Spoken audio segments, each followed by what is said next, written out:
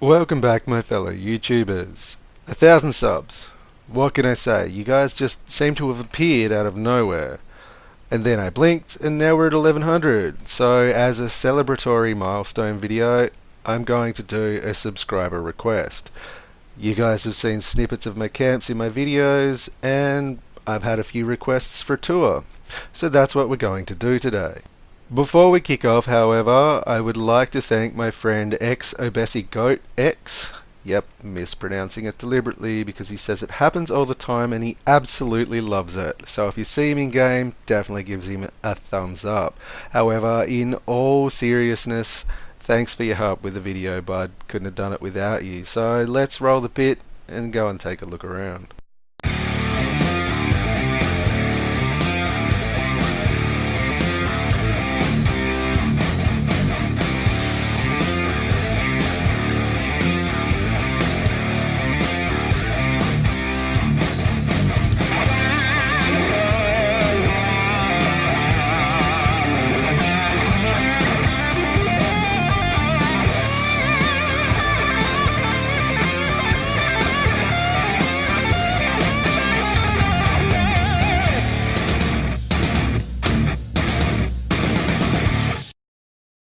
As a lot of you know, I currently have 5 working characters, and yes, build videos are on the way, though you can find my unarmed video link in the description, or the little eye that'll probably pop up here. It's a crazy high damage build, and it's fun to play. But enough about that. We're here for a camp tour, and this is my alt space, Ezekiel, my booster character. So, why are we starting here? Well, 4 of my 5 characters are on my primary account, and as the booster is basically always logged in, this is the camp that by far sees the most use. So, welcome to Ezeke's Roadhouse, where you can grab a bite to eat while you get your power armor serviced. The basic design is a brick bottom with a wooden upper story, a design that's pretty common to old farmhouses, or upon googling I actually discovered it's quite a popular choice for Texan roadhouses, so somewhat appropriate. To all my Texan viewers, hi out there, have I done it justice? The design itself is quite large and spacious, and it takes up most of the camp's actual buildable area. I of course managed to use up the entire budget as well, so I only actually had room left for 4 turrets. Luckily, this is parked on the river just north of Camden Park, so all the enemies are pretty low level, so it's not really a big deal. I'm not really a fan of how you can just make floors float, so while I didn't really need the pillars here, I still put them in mostly for looks. This camp also being right on the river means that I can quickly collect purified water for the road, and not only that, it's right across the road from Billings Homestead, so I don't have to plant any corn or razor grain for brewing, which generally chews up a pretty big chunk of the camp budget. Basically it means that I got to use it all on the actual building itself. Yes, that was the sat for my outro, and yes, I'm being a taskmaster because Zeke and Goat are still practicing their parts.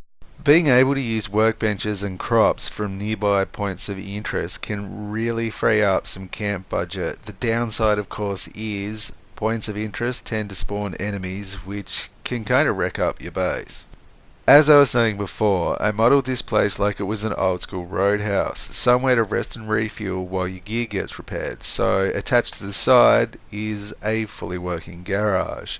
When I was picking a location, I actually came across a car out the front and just knew that I had to work it into the design. It really does make it feel like the place is actually in use. It doesn't hurt to borrow a friend to make the place feel a little more alive either. Now, inside the garage, I left one side pretty much completely empty so that you could drive a car in. Well, of course, if any still worked. The opposite wall I lined with toolboxes and workbenches. I like to put a stash box directly underneath my workbenches for quick access.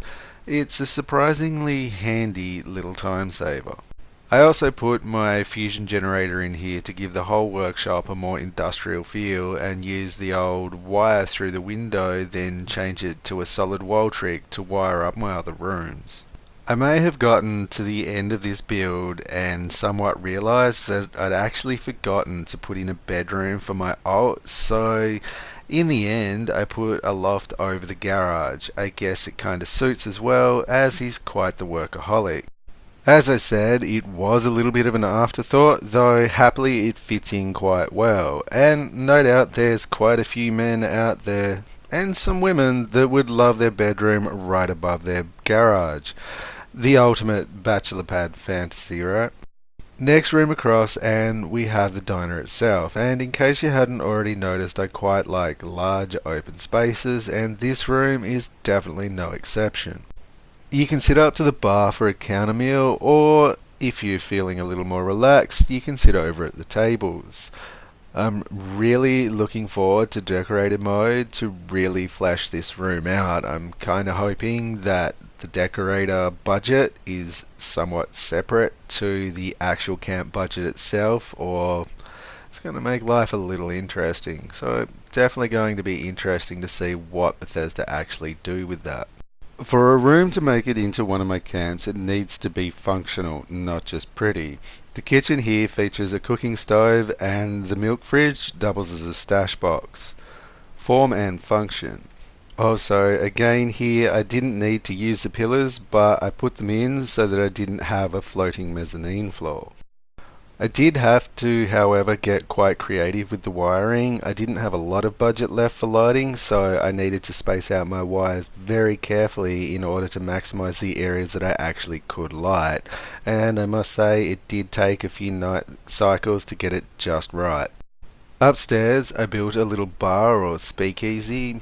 It's been featured in some of my other videos intros, so no doubt some of you are going to recognize it, though only in small parts. So here's what the whole thing looks like.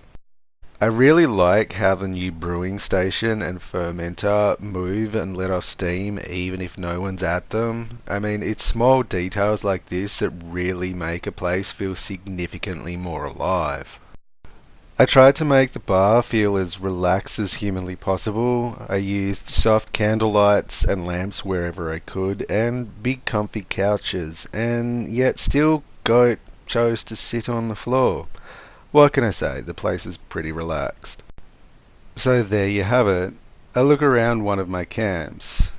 And honestly, if this video gets enough interest, I will definitely be more than happy to do some more camp tours.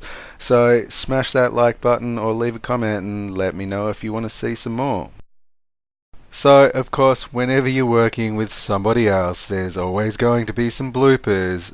So I'll leave you with a few outtakes. Now, as always, thanks for watching. My name's Askreel, and I'll see you all next time.